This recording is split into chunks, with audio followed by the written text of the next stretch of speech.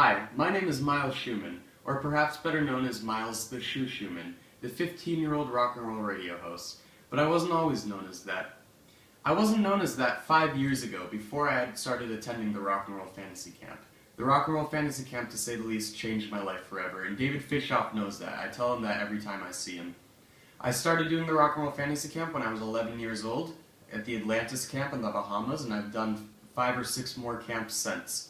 Now, I have a very interesting story to come out of the camp, and that being that I'm only 15 years old right now, and I have a radio show on iHeartRadio where I interview rock stars weekly. Again, this is all because of the Rock and Roll Fantasy Camp.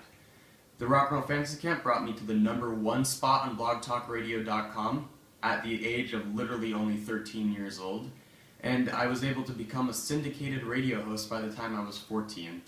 I thank Rock and Roll Fantasy Camp for all of this. I'm currently sitting in my radio studio right now, and I wanted to show you a few things. This is a pick case that many of artists that I've met over the years have given me, and a lot of them I've met at the Fantasy Camp, like Gene Simmons here. Over here, I have, my one-sheet bio. There's a picture of Gene and I at the Rock and Roll Fantasy Camp, and my story here. My story started when I met Rudy Sarzo at the Fantasy Camp. But here's the most interesting one. Right here, framed on my wall in the studio, I have my article from Bass Player magazine. And if you read the article, you'll see that I give so much credit to Rock and Roll Fantasy Camp because I believe that Fantasy Camp is the best thing that ever happened to me.